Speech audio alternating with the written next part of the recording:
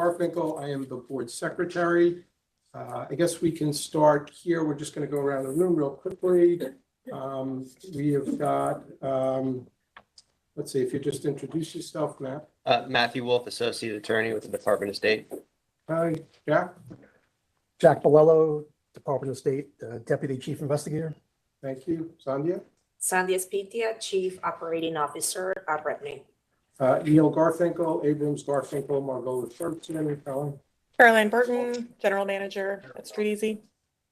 Rolda. Rolda Ricketts, New York State DFS, representing Superintendent Adrian Harris.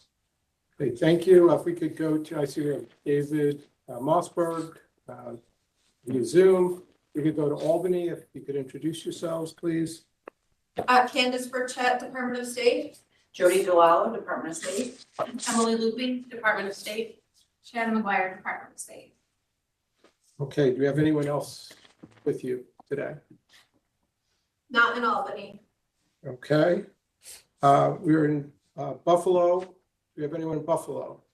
Yes, sir. Good afternoon, all. Tom Grabinski from Buffalo, board member.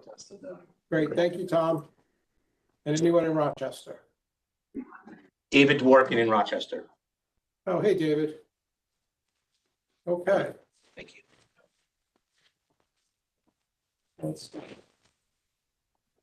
We might have a quorum then, although I don't know that we have anything to vote on today. So first order of business is to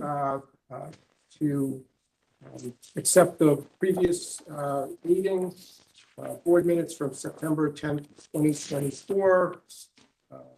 All board members in favor, please say aye. Aye. Aye. Anyone object or have any changes that they would like to make? Okay, so we've approved the meeting minutes from September 10th, 2024. We will now go to department and subcommittee reports. Jack, please do the enforcement report for us. Yes, sir. Hello, this is Jack Bolello. So for the first part of my report, we want to report that the number of active real estate cases as of today's date is 628. The number of active real estate cases that were active on September 10th, 2024, the date of the last board meeting, was 687. Therefore, since the last board meeting, there has been about a 9% decrease in the amount of open real estate cases assigned to department investigators.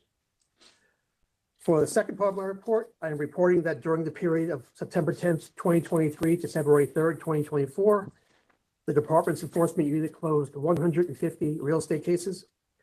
During the period of September 10th, 2024 to February 3rd, 2025, the department's enforcement unit closed 284 real estate cases. That is about an 89% increase in the amount of closed real estate cases.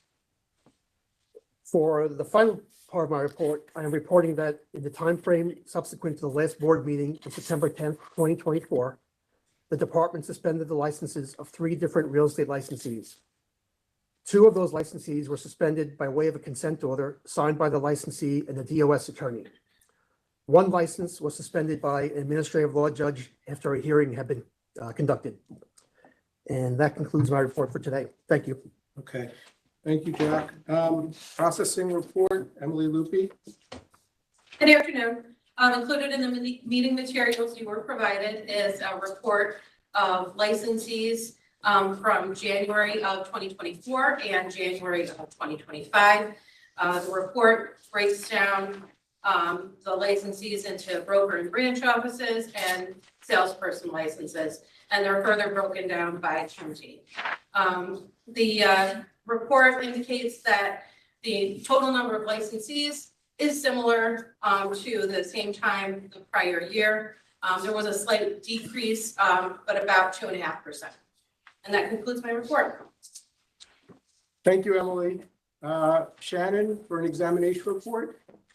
Good afternoon. The following statistics cover January to December 2024. The real estate salesperson exam was administered to 19,558 applicants with a pass rate of 53, compared to 2024, looking at an overall less than 3% change. For the real estate broker, we administered that exam to 1,346 applicants with a pass rate of 52% compared to 2024. We're looking at an overall 1% change there. Any questions? No, I will tell you, it's extremely busy outside. So, but there are a lot of people outside waiting to take the exam, so I think that's a good thing. We're going to move to our new business portion of our meeting. David Mossberg, discussion on proposed regulatory changes. So good afternoon. Thank you, everyone. Just to confirm, because I was a little not sure if I heard Neil, if you thought we did have a quorum or did not. I only counted 7 board members or representatives, so I just want to make sure that we actually don't have a quorum, because if we do, we would be asking for a vote of the board on the proposed regulatory change. So how much, David, I'm going to let you do the math. I'm a lawyer, not a mathematician, so I'm going to, even though you're a lawyer, but you're better at this than I am, so I'm going to defer to you to tell us if we have a quorum or not. Well, I just want to make sure that there's only 7 members present. I see everybody in Albany shaking their head, so Yes, you're they're correct. much better than math than me also, so I'll We're not agree with lawyers. their number. That's why you can do math. You're not lawyers. I was Okay. shooting from the hip a little bit there, so apparently we do not have a quorum. I apologize, but thank you for correcting me, David. Okay. So since we don't have a quorum, we can't actually do a vote. However, at, I believe our last meeting, or maybe even the meeting prior to that, we had discussed a proposal that was made by the governor in a prior state of the state to remove the mailing requirement for our educational providers to give us the roster of students that, you know, matriculated through the course. So what we would have presented, what should be in the board packages for, you know, consideration at the next meeting, is language to basically repeal that requirement for the educational providers to provide those rosters. It is 1, 2, 3, 4, 5. It is a proposal consisting of 5 regulatory basic repeals.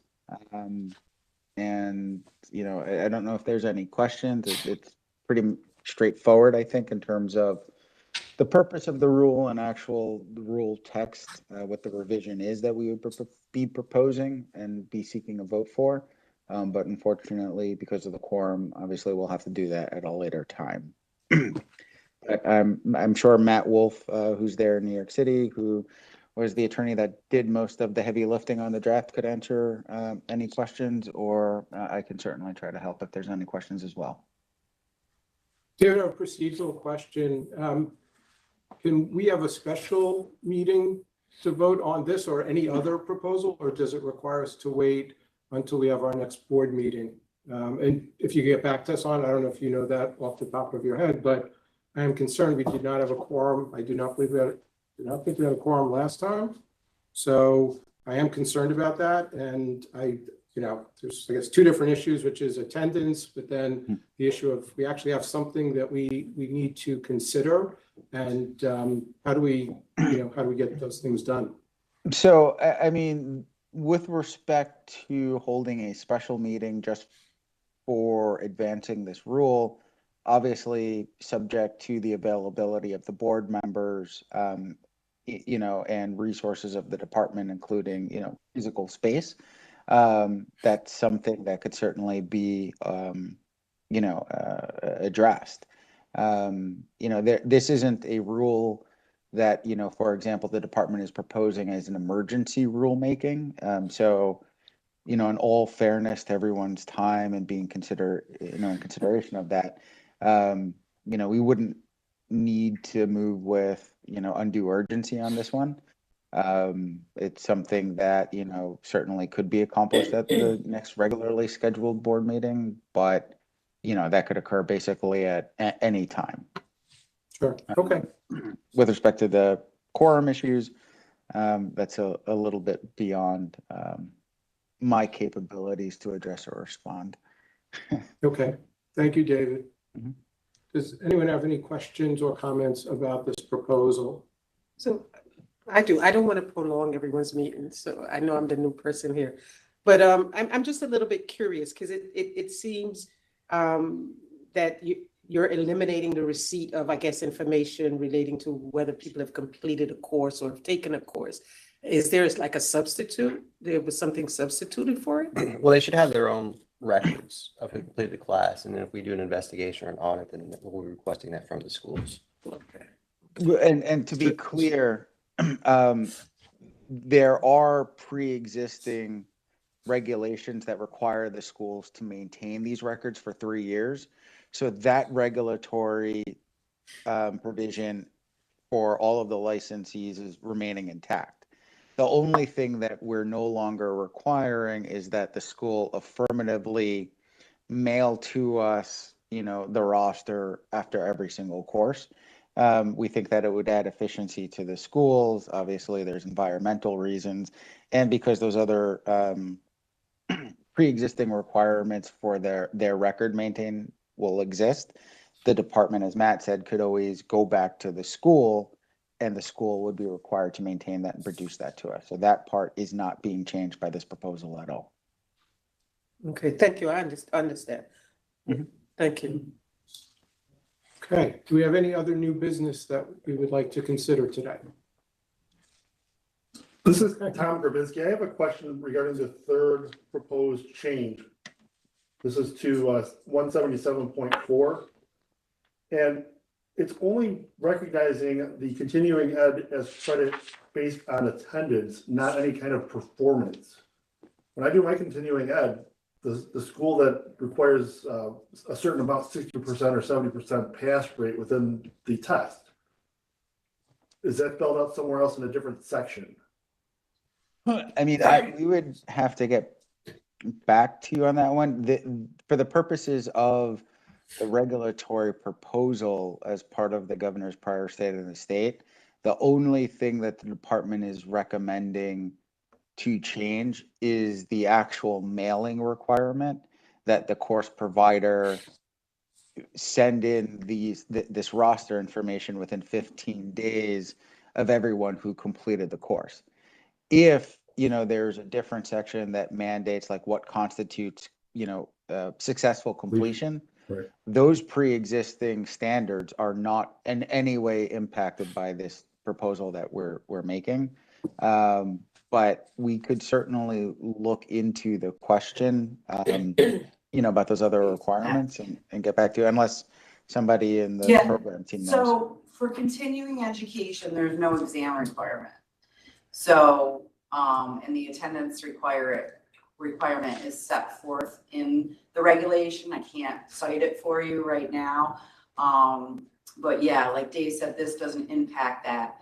And there's no exam requirement for continuing education, only for the qualifying education, if that helps.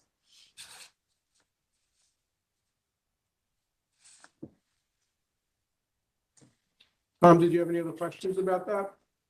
I'm gonna read the law and then we'll talk next quarter, or if I have something, I'll put it in an email as far as a question. I just think from an integrity perspective, we're not stopping someone from just hitting the next button all the way through their continuing ed, and then that's satisfying the fact that they attended the class.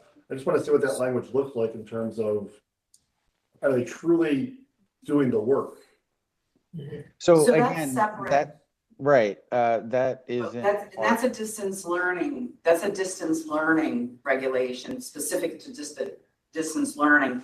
And they're required to have default mechanisms built into the program to make sure that that doesn't happen. But it is, you can see, you probably want to take a look at the regulations. And it is covered in there by regulation. Thank you. Yep. Okay, thank you, Tom. Any other new business? Okay, then I'm going to adjourn this meeting. We do have a public hearing session, which I'm gonna either, Matthew, you're gonna take care of that? That's fine. Thank you, Matthew. Pursuant to 442, or real property law, section 442I, subsection 6, the board is required to meet no fewer than 3 times per year and at the call of the Secretary of State or a majority of the board. In addition to the regular scheduled meetings of the board, there shall be at least one meeting in New York City, one in Buffalo, and one in Albany. The purpose of these hearings is to solicit comments or comments from members of the public, suggestions, comments, and observations concerning the real estate practice in New York State. So now I'm opening the floor. Are there any members of the public wanting to make a comment, suggestion, observation? There's no one in Albany. There's no one in Rochester. There's no public officials here in New York City. None in Buffalo.